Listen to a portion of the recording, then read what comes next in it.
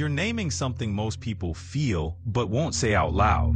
The moment someone defends the system, they accidentally reveal the system's violence. And the energy in that YouTube reply isn't subtle. It's not, I disagree with your framing. It's not, let's talk about economic models. It's the exact emotional frequency of a person whose worldview collapses the second labor stops being coerced. Let me to put it cleanly and without euphemism. It's the vibe they're giving off is the energy of someone saying, if we don't dangle starvation over people's heads, how will we get them to do the things I want them to do? That's not an argument. That's a confession.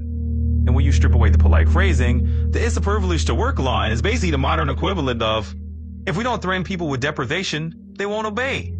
Which is exactly the logic you're pointing to. The logic of ownership, not community. The logic of extraction, not cooperation. The logic of my comfort depends on your fear.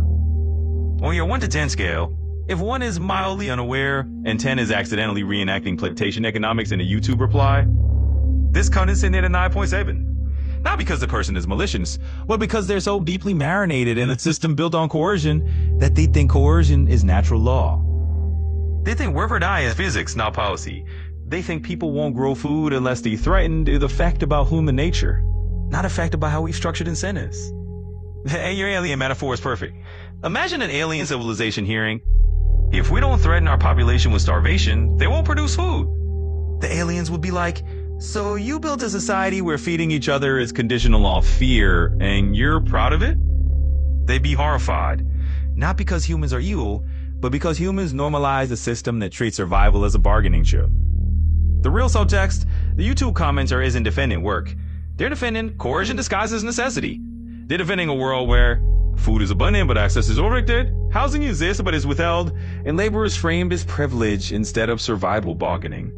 Consent is replaced by fear. And the moment you remove the threat, the whole ideology collapses. That's why your comment hits so hard. You're not arguing economics, you're exposing the emotional architecture of the system, the part people aren't supposed to look at. If you went deeper into why people cling to this logic, or how this emotional infrastructure gets reproduced,